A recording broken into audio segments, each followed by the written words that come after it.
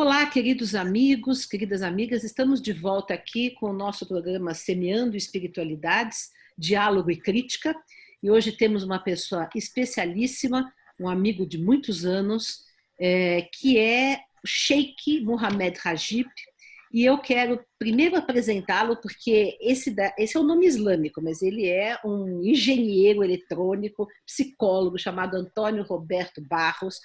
E nós vamos aqui discutir sobre o Islã em geral, mas também vamos falar sobre a tradição Sufi, né? Porque o Sheikh Rajib é um representante da ordem Sufi no Brasil, né? Nós vamos aí explicar o que é isso, e vamos. Mas antes da gente, como sempre faz, antes de nós entregarmos a palavra ao nosso convidado, eu sempre leio alguma poesia, algum trecho que tenha relação com a nossa entrevista. E hoje eu vou ler esse trecho maravilhoso, um poema, uma oração do Rumi. Rumi, um poeta sufi muçulmano da Idade Média, né? E é considerado um dos maiores, se não o maior místico de todos os tempos, lido por todos, né? Muçulmanos, cristãos, até ateus leem o Rumi, porque ele é de uma beleza estonteante. Vejam só. Os céus estão repletos de tua luz. Tu estás oculto de nós, embora os céus estejam repletos de tua luz, que é mais brilhante que o sol e a lua. Tu estás oculto e, no entanto, revelas nossos segredos ocultos. Tu és a fonte que faz correr os nossos rios. Tu estás oculto em tua essência, mas visível em tuas dádivas. Tu és como a água, nós somos amor. Tu és como o vento, nós somos a poeira. O vento é invisível, mas a poeira é vista por todos. Tu és a primavera, e nós, o doce jardim verdejante. A primavera não é vista, embora seus dons sejam vistos. Tu és como a alma, nós como a mão e o pé. A alma ensina a mão e ao pé como pegar e sustentar. Tu és como a razão, nós como a língua. É a razão que ensina a língua a falar. Tu és como a alegria, e nós somos o riso. O riso é a consequência da alegria. Cada movimento nosso, a cada momento, dá testemunho, pois prova a presença do Deus eterno. Assim, a revolução da mó, tão violenta, testemunha a existência de uma corrente de água. É belíssimo. Eu só quero revelar a fonte aqui. Está nesse livro que eu sempre cito, As Orações da Humanidade, organizado pelo Faustino Teixeira e Volney Berkenbrock, das tradições religiosas do mundo inteiro. E tem muitas poesias de Rumi aqui. Sheikh, seja bem-vindo ao nosso programa. Iniciamos bem com essa poesia maravilhosa. Bismillahirrahmanirrahim, em nome de Deus, clementíssimo, misericordiosíssimo. Que bom vê-la,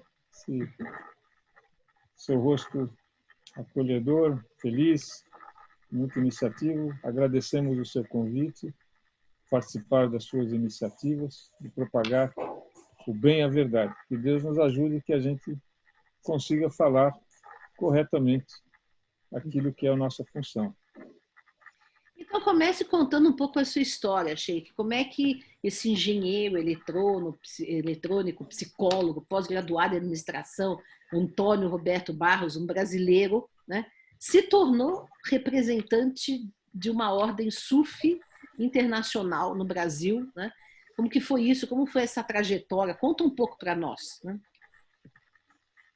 Muito bem, nasci de uma família católica, muito católica, fui católico, cristão, fervoroso, junto com meus pais, minha avó também, mas tinha alguma coisa na religião que não caía bem, não só para mim, para os meus pais também, dúvidas que não eram respondidas. Então houve, no seio da família, uma busca de respostas. Passamos, junto com meus pais, por outros estudos, espiritismo, fomos kardecistas, frequentamos templos, lemos o Evangelho segundo o Espiritismo, mas continuaram as dúvidas e questões e necessidades. Essa busca não foi saciada. E eu daí já era adolescente e comecei a fazer minhas próprias incursões, né? Aí passei pela yoga, estudei budismo, pratiquei hatha yoga, entrei em outras atividades, ordens espirituais, e comecei a ver a mística islâmica no início dos anos 80. Tive acesso à mística islâmica, encontrei numa biblioteca um livro que falava do sufismo, eu não entendi o que era aquilo, mas só via no Oriente Médio. Eu falei, ih, caramba, estou frito, então, muito longe para mim. Mas aí, por volta dos anos 80, eu encontrei um grupo de pessoas que praticavam, pesquisavam também, acabei viajando com um grupo de amigos para a Turquia, em 1990. E visitamos uma ordem sufi, porque um dos membros do grupo sabia o endereço. E ao visitar essa ordem, eu tive uma experiência de como era aqueles muçulmanos dedicados ao sufismo, como nos receberam. Fizemos uma prática espiritual que é chamada zikr, que é uma prática coletiva, né? Zikr significa relembrar Deus. Aliás, a orientação de Deus para o ser humano fazer o zikr está no próprio Alcorão, em várias passagens. Uma delas, Allah significa Deus. Allah é o Criador de tudo e todas as coisas, um e único, absoluto, sem dualidade, sem parceiros, além da compreensão humana. Esse é o nosso Criador, é isso que significa Allah. Ele ordena no Sagrado Alcorão: faça zikr, quer você esteja em pé, sentado ou deitado. Significa lembrar dele o tempo todo. Então, o zikr é feito de várias formas, uma delas é coletivo. Então, nós fizemos o zikr coletivo junto com os membros da ordem, e aquilo foi extraordinário. Eu era uma pessoa que não estava iniciando, eu já tinha participado de muitas práticas espirituais, já tinha... e Allah é quem conduz, né? Então, aproveitei aquela experiência e foi extraordinária e resolvi, não, aqui é meu lugar, aqui é minha casa. Isso é uma coisa que vem do coração, não é uma escolha racional. Claro. É um encontro, houve esse encontro. Você teve, então, uma experiência mística? Podemos dizer que sim, para mim é uma experiência real. Eu tenho esse cuidado porque, para algumas pessoas, especialmente os materialistas, a palavra místico significa algo imaginário, algo que não tem realidade. Na verdade, eu prefiro chamar, tive uma experiência em que a gente vê, sente, ouve coisas que os para olhos mim, o materiais... místico não é. eu Para mim sei não que é. para você não é, mas eu não sei onde vão parar essas palavras, né? Então, a gente tem esse cuidado, porque uma vez gravado, disponibilizado, isso, outras pessoas vão assistir suas aulas, né? Então, é uma experiência real, só que não é uma experiência com os olhos materiais, nem com os ouvidos materiais, e para mim foi suficiente, foi um encontro. Isso acontece, por exemplo, no amor, né? Quando um homem encontra uma mulher encontra o seu amor, que experiência é essa? Que os olhos não veem, os ouvidos não ouvem, e aquilo é uma coisa do coração. E o amor é uma coisa muito impressionante e forte. E, na verdade, o ser humano e Allah, Deus, nosso Criador, as coisas acontecem através desse caminho. É isso que o sufismo, o Islã ensina, e o sufismo reforça isso. Então, foi uma experiência de encontro com um caminho que nos aproxima de Deus. Agora, conta para a gente um pouco, para quem não sabe, o que é a tradição sufi dentro do islamismo, né? Um pouco da Foi o que eu história, um descobri pouco... a partir dessa experiência extraordinária em 1990. Eu falei, eu quero ser iniciado nessa ordem. Aí disseram, não, tem que ser muçulmano. Não há sufismo sem Islã. Para mim, vale a realidade. Eu falei, tá bom, não sabia nada de Islã. Não conhecia nenhum muçulmano em São Paulo, nem sabia que tinha mesquita. Tem umas noções muito gerais, né, do profeta Muhammad, sallallahu alaihi wasallam, mas nada assim, nada dos princípios, o que é. Então, tá bom. Aí voltei para o Brasil já muçulmano e comecei a estudar o Islã. E a minha cabeça é muito racional, muito cartesiana, e eu quero questionador. Até por isso que as outras religiões não serviram para mim, porque eu questiono muito. Aí comecei, não tinha natural, faz parte da natureza humana. Houve a experiência, o sentimento, mas uma necessidade de compreender. E fui perguntando, buscando literatura, em contato com o orientador lá da Turquia, e foram indicando literatura, e voltei para lá, comecei a ser preparado. Em 92, fui designado como representante da ordem aqui no Brasil, com a autoridade para iniciar pessoas, isso em 92. E aí o treinamento foi mais intenso, muito estudo, mas a minha aproximação do aspecto racional do Islã, porque eu não estava buscando uma religião, estava buscando um Deus. E através de uma experiência eu encontrei um caminho. Mas aí eu descobri que esse caminho tem toda uma estrutura, que é a religião. E eu, com a minha cabeça cartesiana, questionando. E cada vez mais que eu questionava, vinha respostas consistentes, justas, verdadeiras. E eu, nossa, isso está certo, isso é bom, eu gosto disso, eu concordo com isso. E os princípios, digamos assim, a teologia cristã não me ajuda. Na verdade, eu não gostei dela, mas os princípios, os valores que o cristianismo passou através dos meus pais e da religião, os valores de verdade, de justiça, de decência, de respeito a direitos, eu comecei a encontrar isso no Islã, mas de uma forma clara, sem dúvida, precisa e consistente. Eu comecei a descobrir ao longo dos anos, a partir de 92, agora com a responsabilidade de abrir o caminho para pessoas, um todo coeso, muito coeso e forte, a ponto de quando um muçulmano sai da linha, fica claro que ele está falando bobagem, que ele está fazendo errado. O que eu não encontrava nas outras religiões. Às vezes as pessoas saíam do rumo e, tudo bem. No Islã não é assim. Então, tem muçulmanos que saem da linha? Tem. Mas a religião mostra, isso está errado, com clareza, uma clareza pura, cristalina. E aí a paixão, muito maior, alimentada por uma razão questionadora. Aí a coisa foi crescendo. Depois, em 92 mesmo, meus pais se tornaram muçulmanos.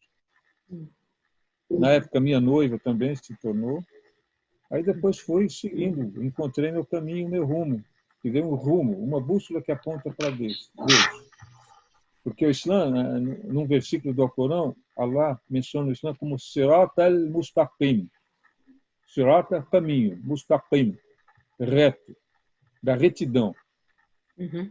Então, o caminho que vem de Deus, ele é reto. Nós, humanos, vamos tentar nos aproximar desse caminho. E aí a gente, às vezes, Pega fascinado, atalho. a gente não tem atalho no Islã, a gente tem desvios. Então a gente começa a navegar. Tem dois básicos desvios. Um desvio para um lado, que a pessoa se torna fanático, radical, assim, exagerado, literalista, e não entende corretamente a religião. E outro do negligente. Tudo bem, tudo pode.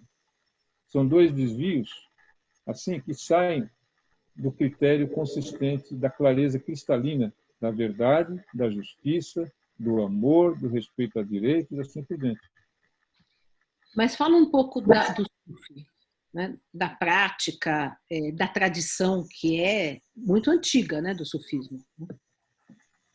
Começou há 14 séculos, com o profeta Muhammad, que a paz e a bênção de Deus esteja com ele. Porque o Islã, inclusive nos maravilhosos textos de Rumi, que você mencionou, eu vou começar por aí. Ele fala do oculto, né? O aspecto oculto de Allah. Allah tem infinitos nomes. Entendemos nomes por atributos. Para o profeta Muhammad, foram revelados 99 desses nomes, que são os mais belos nomes de Allah. Vou destacar dois deles, Zahir e Batin. Batin significa oculto. Allah é oculto. Nós não vemos Allah, não ouvimos Allah. E a essência dele, ninguém conhece, nem o profeta Muhammad, nem o profeta Jesus, Moisés, porque a essência de Allah só ele conhece. Então ele tem esse atributo de oculto. Mas ele também é Zahir. Zahir significa manifesto. Ele manifesta algumas coisas, não tudo. E as manifestações dele são distribuídas, algumas criaturas veem algumas manifestações deles, outras não. Os humanos veem um conjunto das manifestações deles, a vida, por exemplo, a luz. Então, a luz, manifesto e oculto, ele se manifesta a partir da sua obra criativa. Então, a existência humana é uma obra viva de Allah. Ele está manifestando isso o tempo todo. Inclusive a luz, nossa existência, E tem uma frase que está no Alcorão que é assim, e tem a ver com essa passagem de Hazret Rumi, que seu segredo seja santificado. Essa passagem diz assim: La haula wa la quwwata illa billahi aliyil azim. Não há poder e não há força, exceto em Allah, exceto em Deus, o Altíssimo, o Supremo. Então, nós temos força, né? Eu pego a minha lapiseira aqui e seguro ela, tem uma força aí. Eu tenho poder, eu sou todo-poderoso dono da minha lapiseira. Tenho poder, né? Pelo menos eu tenho discernimento de saber que eu faço e desfaço da minha lapiseira, mas não posso fazer das pessoas, nem da minha função como sheik. Um poder conseguido, uma autoridade, para ser sheik da ordem geral e falar não a minha opinião pessoal, falar aquilo que a ordem ensina, que vem do Alcorão e dos ditos do profeta, porque é uma luz sagrada, então eu não posso colocar os meus desejos pessoais, interesses, acima disso. Porque todo o poder e toda a força vem de Deus. Então, a concessão ao ser humano que nos dá a vida e uma capacidade de fazer coisas, de ouvir, de falar, de agir, de andar, de iniciar projetos, mas a gente não pode esquecer que esse poder ele concedeu a nós e tem um propósito, e tem uma ética envolvida. Então, a partir daí, os meus estudos da espiritualidade ficaram indissociavelmente ligados ao estudo da ética divina. E aí, o que eu aprendi no sufismo, o sufismo digamos assim, busca o interior humano. A religião, o Allah, também tem um aspecto externo e um interno. Você mencionou prática. Então, o Islã ordena para todo muçulmano 5 orações por dia.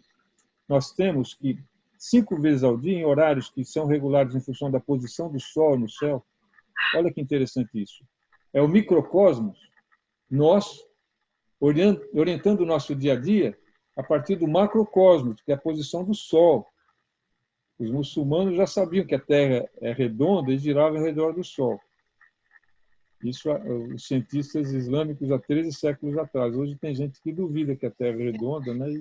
Eu não ouvi ainda, mas não duvido que apareça alguém que diga que o Sol é o centro do universo até.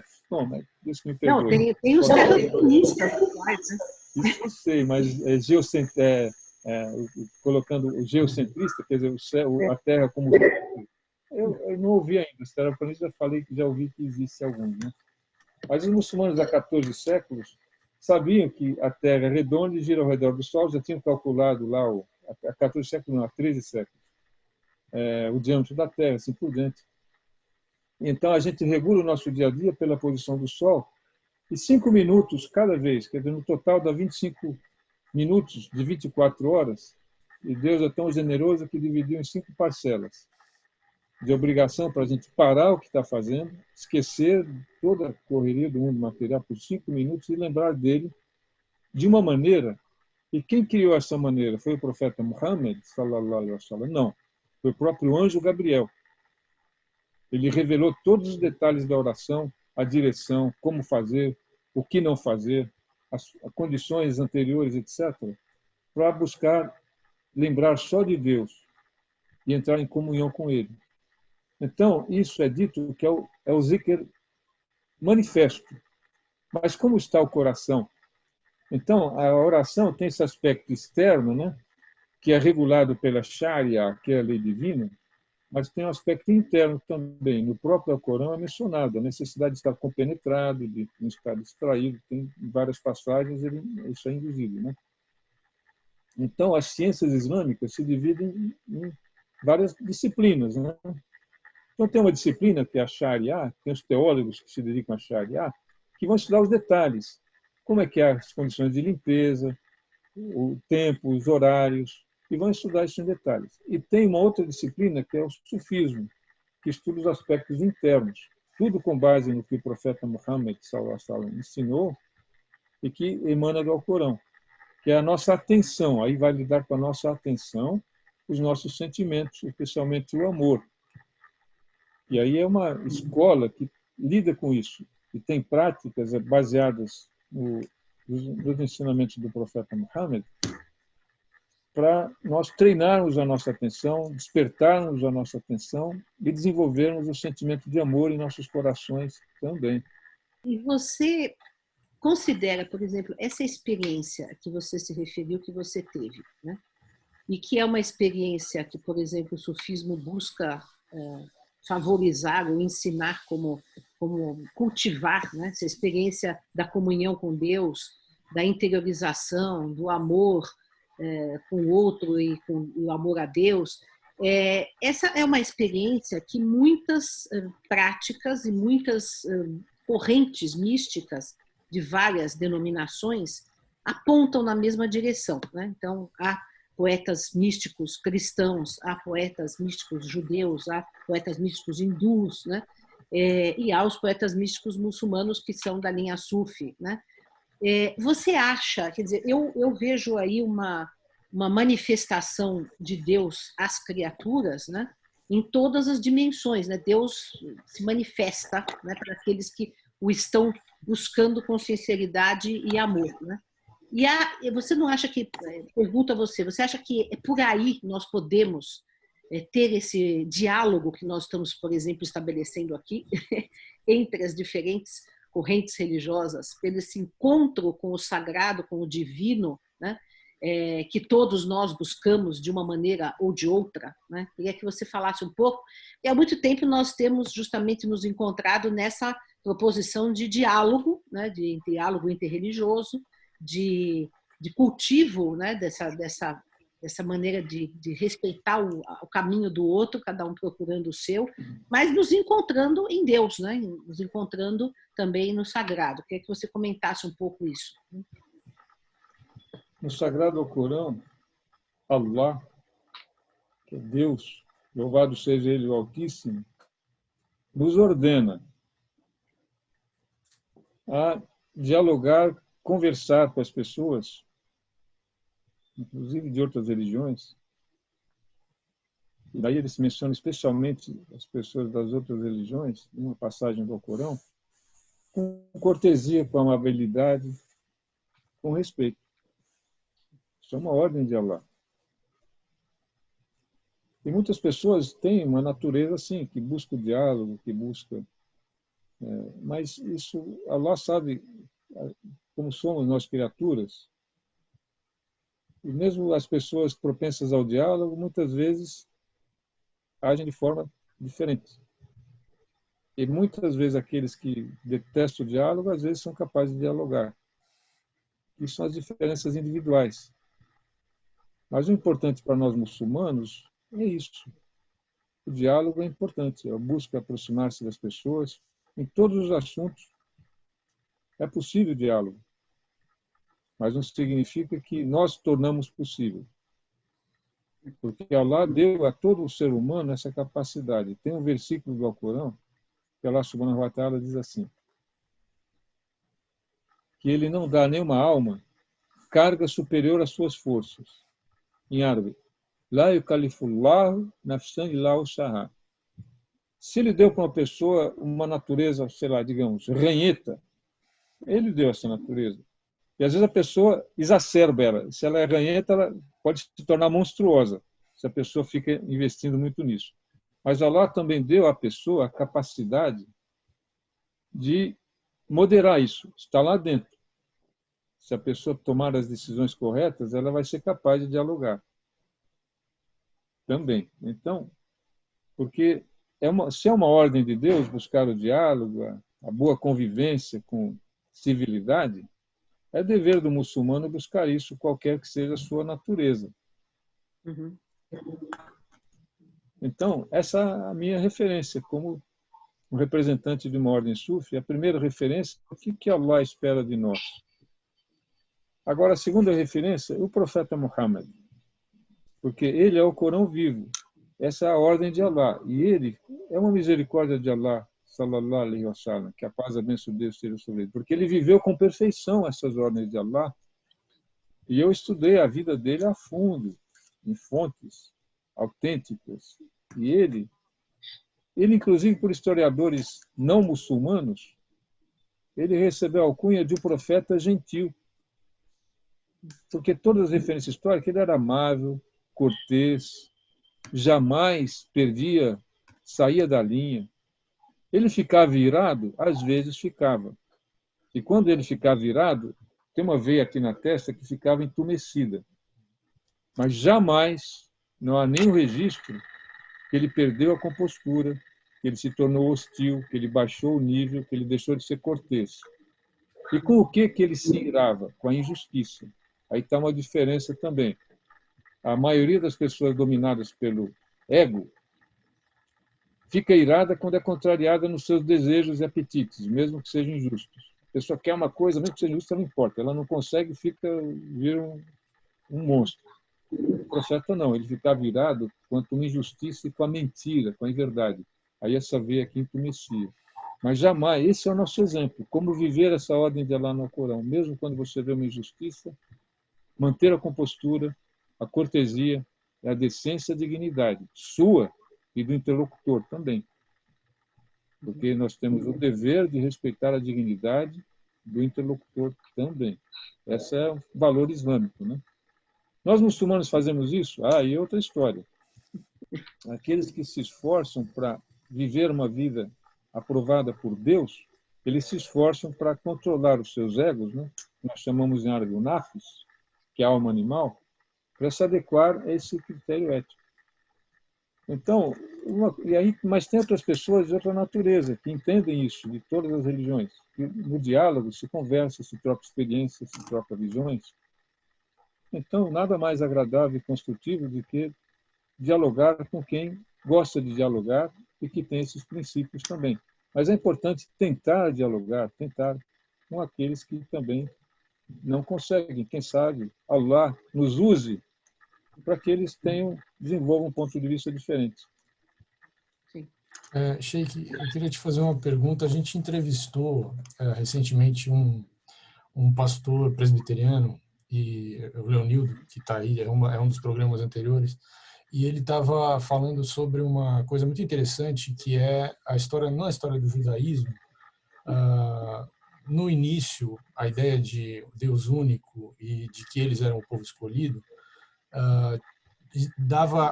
tinha essa ideia muito forte de que, dentro dessa concepção, de que eles, como povo escolhido, seriam sempre agraciados com as coisas, com a benevolência de Deus, então nada aconteceria a eles.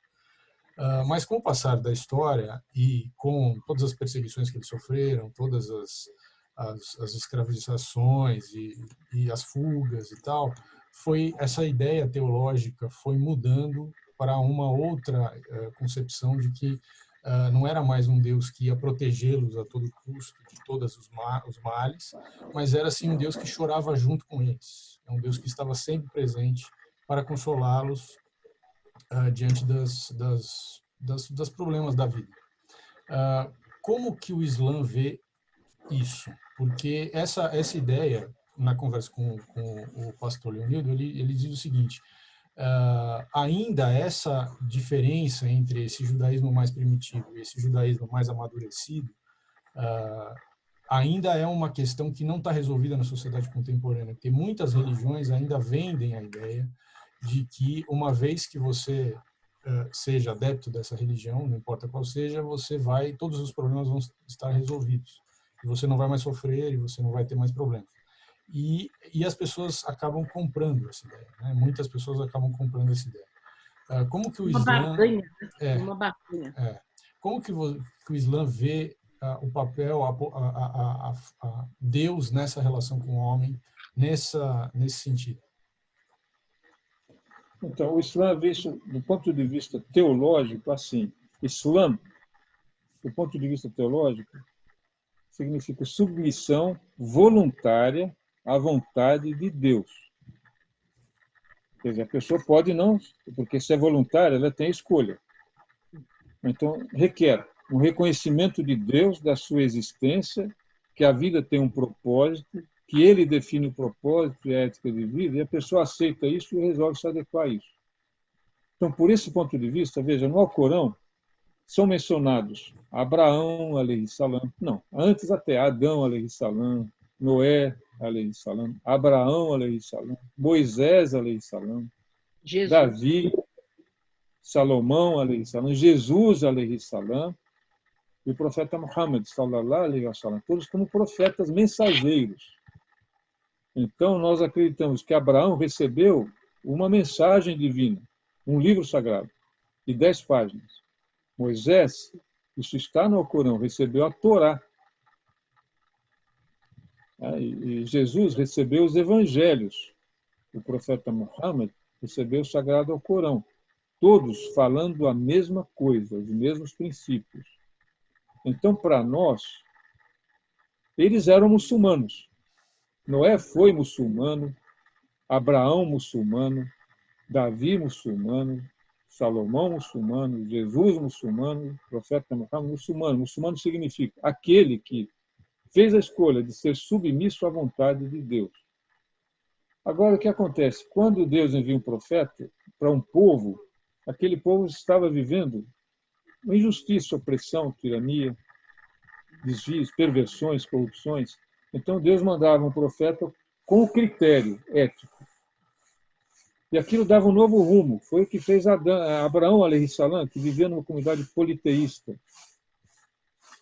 Depois, foi o que fez também o profeta Moisés, alayhi salam, que recebeu a Torá. Mas o próprio povo que recebe está vivendo de uma forma injusta. Então começa a fazer o quê? Distorcer a mensagem. Sempre. Mal interpretar e às vezes até anotar errado. Para quê? Para justificar privilégios, poderes, relações injustas. Isso aconteceu com todas as escrituras anteriores. Com o Alcorão, Allah proibiu isso, porque no Alcorão foi revelado que até o final dos tempos vai ser protegido no original. O Alcorão é o Alcorão em árabe. Quando alguém compra um Alcorão em português, aquilo não é o Alcorão. É uma tradução.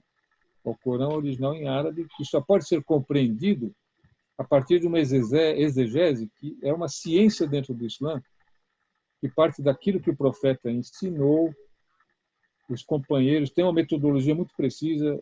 O exegeta do Alcorão tem que ter uma formação esmerada para poder dizer o que está escrito ali. E não é aberto no Islã cada um fazer sua própria interpretação. Isso não é permitido, é errado, porque é a palavra de Deus. Não tem uma metodologia precisa. Então, agora, entrando na sua pergunta, esse é o contexto para responder. Para nós, jamais Moisés, alayhi salam, disse que o povo judeu podia fazer o que bem quisesse, porque eles foram escolhidos e podiam praticar injustiça e seriam salvos. Jamais ele disse. Pelo contrário, quando ele desceu do Monte Sinai e viu que seu povo já estava recaindo na idolatria, ele, novamente, ele repreendeu seu povo e puniu-os, assim por diante. E assim vai. E com Jesus, alayhi salam, aconteceu a mesma coisa. Ele jamais disse que era Deus. Nunca ele disse isso, que ele era Deus. Ele sempre apresentou, aliás, ele orava, né? Para quem ele orava? Para Deus. Ele não orava para si mesmo, né? E no cristianismo, depois, como houve muita confusão, houve muita divergência entre os seguidores de Jesus sobre a natureza da Virgem Maria, se Jesus era Deus ou não, a Santíssima Trindade. E havia os cristãos unitaristas. Eram os arianos. Existiram até a Idade Média, que diziam que Deus é um, e Maria era virgem, e foram perseguidos, alguns executados, porque escreviam livros cristãos, eles eram cristãos, não eram muçulmanos. Unitaristas, e eles pensavam exatamente como os muçulmanos, que não podia rezar para santo e único como os muçulmanos. Então, o que a gente vê? Existe uma revelação divina e os seres humanos, uns exageram no excesso de severidade, que tornam a interpretação errada, literalista e injusta, e outros na negligência, que tudo vale, tudo pode. Isso, em todas as religiões aconteceu isso. Então, para nós, a gente sente a mesma afinidade dos princípios gerais. São os princípios eternos, né, perenes, do judaísmo, do cristianismo, que é a verdade, a justiça e o amor a Deus, entre outras coisas. E para dizer como é isso para o Islã, tem um dito do profeta Muhammad, que o profeta Muhammad explicava o Alcorão a partir de ditos, que é assim, o dia do julgamento. Isso vale para todo ser humano na nossa visão. No dia do julgamento, vai chegar aquele muçulmano que fez todas as obrigações. Fiz as 5 orações diárias, todos os dias, paguei a esmola obrigatória para os pobres, fiz a peregrinação para Meca, fiz o jejum do mês do Ramadã. Ele chega todo feliz, achando que vai para o paraíso dentro da balança. Aí começa o julgamento. Aí aparece alguém correndo, um muçulmano. Ya Allah, ele fez calúnia de mim injustamente. Falou mentira, atacou a minha honra. Então Allah pega das boas ações dele e dá para a vítima. Aí aparece outro, Allah, ele me bateu, ele me ofendeu, me xingou injustamente. Aí Allah pega das boas ações dele e dá para a vítima. Aí aparece um não muçulmano correndo. E o hadith não é assim, né? O dito do profeta, eu estou assim ilustrando, né? O que está nesse dito a partir de outras falas do profeta Muhammad também. Aí chega o não muçulmano. Ya Allah, ó Deus, nosso Criador, ele violou meus direitos injustamente. Então Allah acabou as boas ações daquele muçulmano. Então ele pega o pecado da vítima e conta para ele. Ele vai para o inferno. Então no Islã não existe salvação automática. Agora, outro dito do profeta Muhammad. Tem almas que vivem muitos anos como se fossem para o inferno. Algum momento da vida elas mudam, elas fazem uma decisão certa e começam a viver como um habitante do paraíso, morre e vai para o paraíso. E tem outras almas que vivem muitos anos da vida, um habitante do paraíso. Aí, em certo momento da vida, começa a fazer coisa errada, escolhe, aí passa a afundar cada vez mais, morre e vai para o inferno. É isso que o profeta Muhammad nos ensinou. Então, a vigilância contínua. Ninguém tem salvação garantia. O Islã é um caminho para a salvação. É um caminho, uma possibilidade. É um caminho reto. Constantemente temos que estar confrontando, comparando o que fazemos e o que pensamos com a ética divina revelada, que inclui verdade, justiça e prática das boas obras. E a crença. Em várias passagens do Alcorão, Deus Altíssimo diz assim: creia e faça as boas obras. Crer é suficiente? Não. Se a pessoa crê e não faz boas obras, nada feito.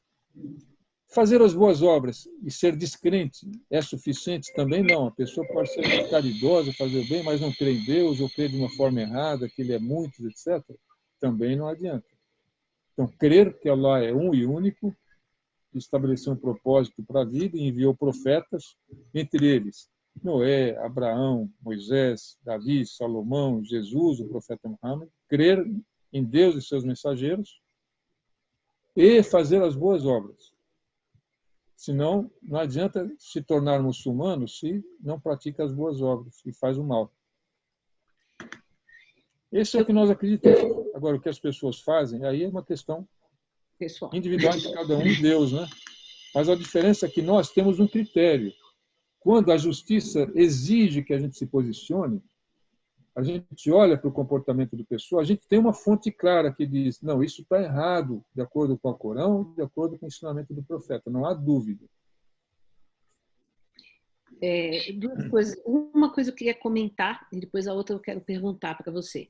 Comentar o seguinte, você citou o unitarismo, eu estudo muito a história do cristianismo primitivo, né, dos primeiros 300 anos, e houve uma briga feia, né, entre os arianos, né, que eram os defensores de que Jesus não era Deus, né, e aqueles que acabou que a igreja se constituiu dentro da ideia da Santíssima Trindade. Mas o espiritismo pretende ser uma forma de cristianismo unitarista, porque nós também não aceitamos a ideia de que Jesus seja Deus, né?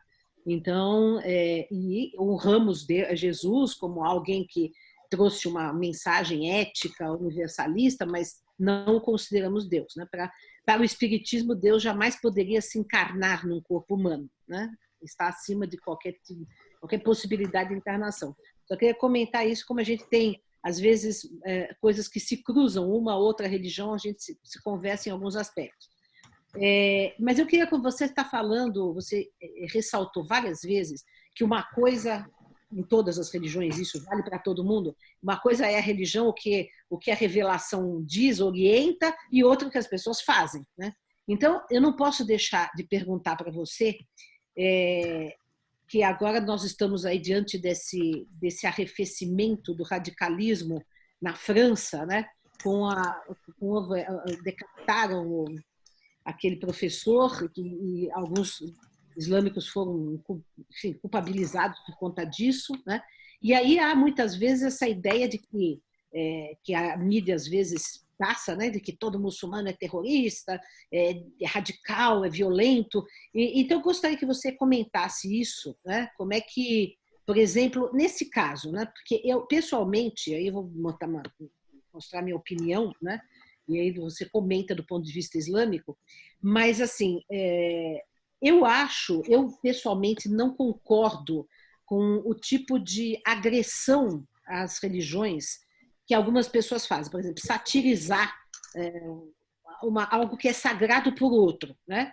Pode não ser para mim, mas se para o outro é sagrado, eu não vou satirizar, assim, em relação a Jesus, em relação a Maomé, em relação a quem for, né? Eu acho que o que é sagrado por outro, eu tenho o dever de respeitar, né? Agora, por outro lado, também não vou concordar com um degolamento, assim, né? O que você pensa disso? O que o Islã diz a respeito disso, de fato? Gostaria que você esclarecesse assim o público em geral, porque isso é uma coisa que sai muito na mídia e a gente tem que entender todos os pontos de vista, né? Muito bem, então vamos falar não do mais importante, em primeiro lugar, que é a vida humana, né? Mas vamos falar da origem, por uma questão da origem. A origem foi uma charge, né? Um deboche, uma ofensa, né? Então, o que diz Allah? Allah ordena o respeito mútuo, inclusive ao que é sagrado nas outras religiões, mesmo que sejam politeístas. No ambiente dele, ele tem que ser respeitado. Então, não é permitido ao muçulmano debochar, insultar, humilhar, por nenhum motivo, um outro ser humano ou coletividade. É dever do muçulmano respeitá-lo. Isso é o que diz a ética divina revelada no Sagrado Corão. Não pode.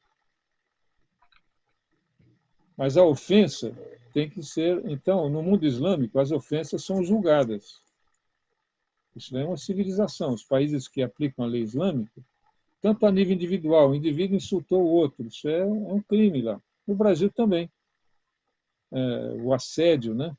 O insulto, a ofensa moral, para quem não sabe, está previsto no nosso Código Penal. Claro. Uma pessoa que xinga alguém, ofende, por um motivo pessoal, ou por um motivo baseado em religião ou raça, é punido com penas que pode chegar a 5 anos de prisão. Por exemplo, a pessoa xingou alguém, está previsto no Código Penal, pena de, sei lá, não sei quanto tempo. Se usar um motivo religioso, dobra a pena. Se usar a internet, mais agravamento, pode chegar a 5, 6 anos de prisão. Essa é a nossa lei no Brasil. O Islã é a mesma coisa, não se pode ofender as pessoas. Agora, o que acontece? O mundo viveu a fase do colonialismo. O que o colonizador faz? Ele quer se apropriar do território, dos recursos do país colonizado. Então, a primeira coisa que ele faz é um ataque à identidade, à dignidade do colonizado, para que ele se sinta um lixo. Então, ele debocha de tudo, da pessoa, da cor da pele, da religião, da cultura, para humilhar mesmo, para pisar e para explorar. Então, numa cultura colonialista, o resto é lixo, só eles merecem respeito. Então, as pessoas que defendem a liberdade de expressão esquecem que liberdade de expressão no Islã é um direito também.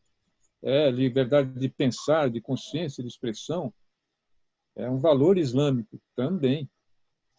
Não pode ser cerceado. Mas tudo tem limite. Não existe nada absoluto. nas relações humanas. O limite da liberdade de expressão é o limite em que ela se torna agressão, insulto, assédio. Liberdade de expressão não acolhe a humilhação, o deboche, o rebaixamento, o assédio, nem indivíduos, nem a coletividades. Essa é a referência islâmica. E, graças a Deus, a nossa legislação é civilizada o suficiente para reconhecer isso, que o nosso Código Penal prevê isso aí. Bom, esse é o primeiro ponto, né? Então, não tem sentido debochar da crença de um indivíduo, e muito menos de milhões ou bilhões de pessoas, de qualquer religião.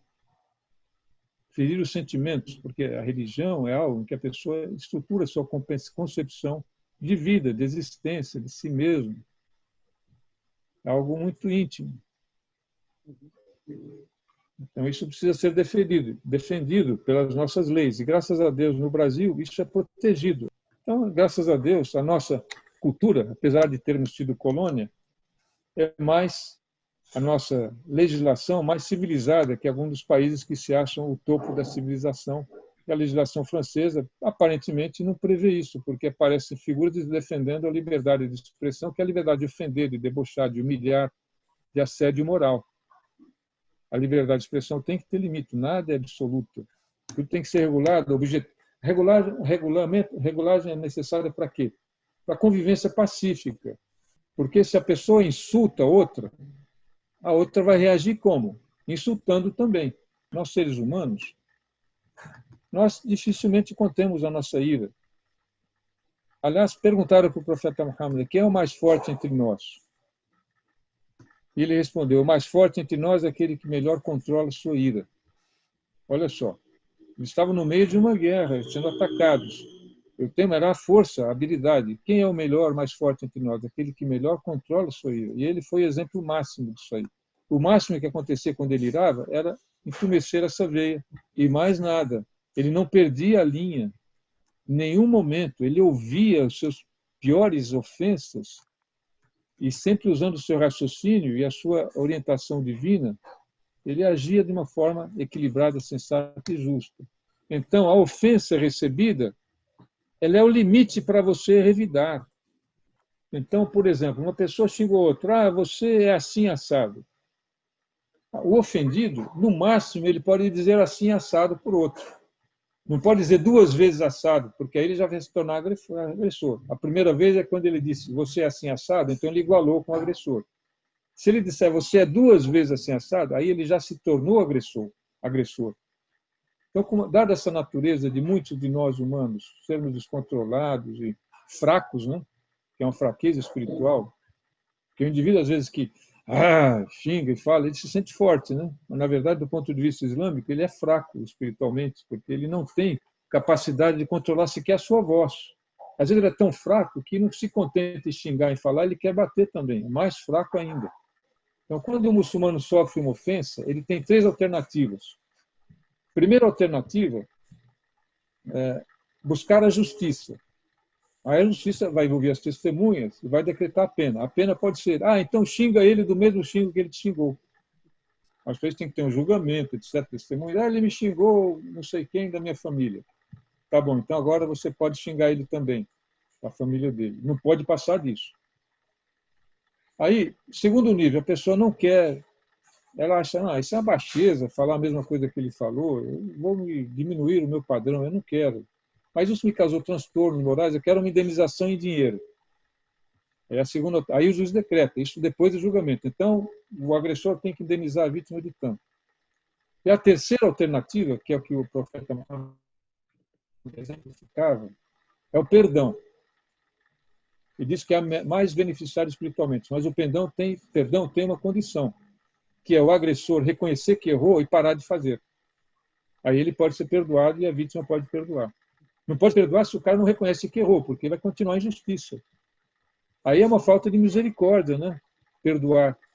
Porque você vai estar mantendo o agressor continuando a praticar a injustiça. Então, é um ato de misericórdia e compaixão você exigir que o agressor, mesmo quando você quer perdoar, que ele reconheça que errou e pare com as agressões. Então, essa é a lei islâmica, isso é o que diz a lei islâmica. Aí, sei lá, aconteceu essa ofensa coletiva para bilhões, mais 1 bilhão e 600 milhões de pessoas, né, que vem no profeta Muhammad, um modelo de vida, de comportamento. Embora muitas calúnias, bobagens sejam feitas a respeito da vida dele por pessoas estúpidas e desinformadas, né, com o objetivo mesmo de denegrir, porque a ideia colonialista é essa, é você diminuir o máximo e exacerbar as coisas, né? Se vão pegar os crimes que os franceses fazem lá na França e der o mesmo destaque que esse criminoso muçulmano que degolou um outro ser humano, o que nós vamos pensar dos franceses? Será que não acontece atrocidades lá na França também? Por motivos fúteis também? Esse não foi, o motivo era forte, foi um assédio moral, né? Mas não justificaria de maneira nenhuma um crime de assassinato. Porque pela lei islâmica, o que ele fez foi um assassinato.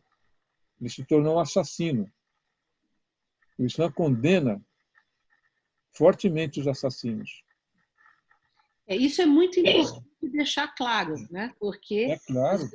Porque às vezes as pessoas podem pensar indevidamente que o Islã apoiaria, em princípio, uma barbaridade dessas, né? E aí tem toda uma civilização construída há tantos séculos em cima de leis e tal, e que, obviamente, que não apoia de maneira nenhuma uma atrocidade dessas sem nenhum julgamento que você está falando. O certo seria, sim, fazer um processo, fazer enfim, né? Aí sim, né? Que tivesse um julgamento, que o povo pudesse se manifestar, mas não assim. Mas são pessoas naturalmente desequilibradas e que não representam a totalidade da coletividade, né? Isso que também tem que ficar claro, né? Mas o que precisa ser destacado aí, se você me permite fazer um parênteses, é o destaque que dá para isso, associando ao Islã isso. E o pouco destaque que se dá, porque que diz a lei islâmica, o que diz os muçulmanos, o que se pratica nos países islâmicos que respeitam as leis islâmicas. Isso não se fala. Quer dizer, é uma intenção clara de repercutir o fato. Sim.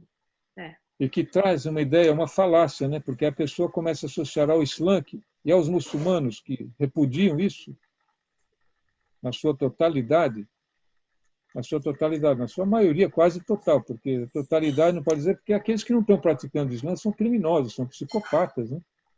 Imagina que vamos julgar os brasileiros pelas atrocidades que são feitas aqui por malucos de todos os tipos, religiosos ou não.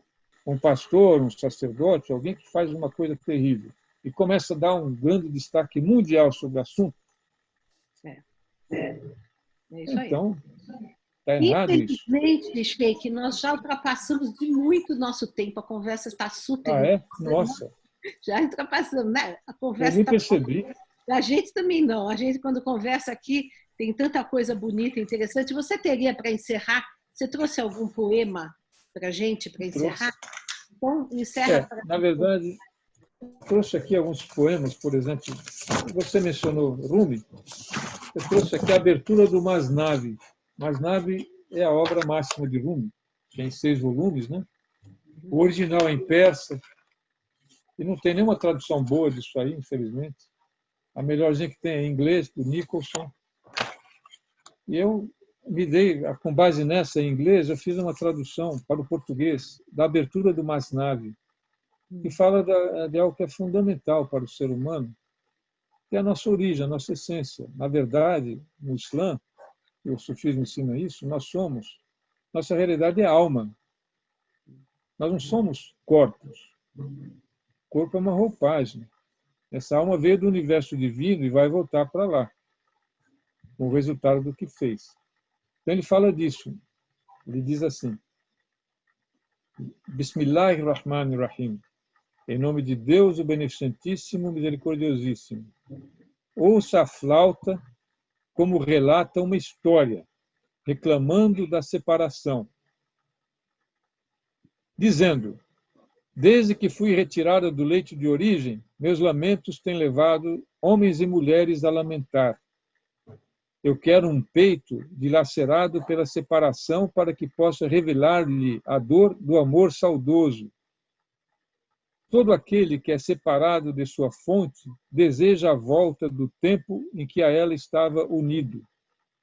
Em toda a companhia, proferi minhas notas lamentosas, associei-me com os infelizes e com eles me alegrei.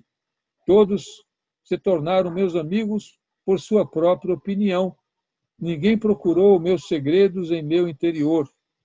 O meu segredo não está distante de meu lamento, mas olhos e ouvidos carecem a luz através do qual poderiam apreendê-lo.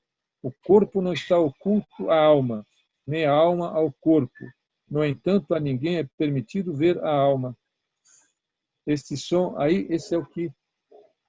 Aí vem o comentário que o próprio Rumi fala, que isso tudo que veio antes é a flauta falando isso. A flauta é essa aqui, a flauta Ney, é uma flauta de bambu, que existe no Oriente Médio, ela é retirada de uma toceira. Então, esses versos é a flauta dizendo a saudade que ela tem da origem dela. É uma metáfora. Retirada. Então, quando ela é tocada, ela tem um som maravilhoso, esse som, que é melancólico, que fala de saudade. Então, ela está descrevendo em palavras, Rumi descreve, que esse som, na verdade, é a nossa alma. Ele simboliza a nossa alma com saudade da nossa origem, que é o Criador. Nós viemos de lá. É assim que ele abre. Aí ele faz mais algum comentário aqui. Esse som da flauta é fogo, não é vento. Quem não tem esse fogo, que seja nada. Quer dizer, quem não tem amor a Deus, não tem nada. Esse é o fogo do amor. E aí ele se refere ao amor a Deus, a origem. Esse é o fogo do amor que está na flauta. Esse é o fervor do amor que está no em flauta e em vinho, porque aí ele pode começar a achar que nós muçulmanos bebemos vinho. Não. Vinho como sentido aquele que embriaga de amor, por Deus, na verdade. A flauta é companheira de todos que se separam de um amigo, o amigo, Deus, né? Seus apelos partem de nossos corações. Quem jamais viu um veneno e um antídoto como a flauta? Quem quer jamais viu um simpatizante e um amante saudoso como a flauta? Porque o amor, ele faz sofrer pela dor da separação, mas ele ao mesmo tempo, ele é um remédio, porque ele mobiliza, ele motiva e dá energia para a pessoa buscar o ser amado. No caso, aqui é Deus, não é do amor entre nafs, do ego, né, entre as pessoas. E assim vai, e continua. A flauta relata o caminho pleno de sangue e reconta histórias, como o da paixão de Majnun. Majnun em árabe significa louco. É uma história que é muito usada também no sufismo, de um rapaz que se apaixonou por Leila, que é uma moça. E é um amor impossível, semelhante a Romeu e Julieta, mas do Oriente Médio, né? Mas que, na verdade, fala do amor, que completa o ser. E assim vai, tem mais. Como você falou que o tempo é curto, talvez seja melhor eu parar por aqui, né? Mas a gente volta depois a convidar de novo você para a gente continuar essa conversa que foi tão interessante, esclarecedora e bela. Eu agradeço muito a sua presença entre nós, Sheikh, e depois nós continuaremos em outra ocasião aprofundando aqui as tradições islâmicas e sufis. Tá bom? Muito obrigada. Pois é, nós falamos mais nessa fala agora de leis, de direitos e de razão, né? E só no finalzinho falamos do amor. E está certo, né? Porque a base da espiritualidade no Islã é assim, o alicerce de uma casa que sustenta a casa, né? Então, o alicerce que sustenta o Islã é a razão, a lei e a justiça. Construir uma espiritualidade sem fundamentar-se na racionalidade, na lei e na justiça, aí começa a surgir a aberração. Sim. Então, acho que foi certo no fim. Falamos da base, agora podemos falar do amor. Então, da próxima vez, fazemos só algo poético e amoroso. Tá Inshallah, inshallah. Tá, para continuar a nossa conversa. Inshallah. Agradeço, então, Sheikh. Um grande abraço. Tchau.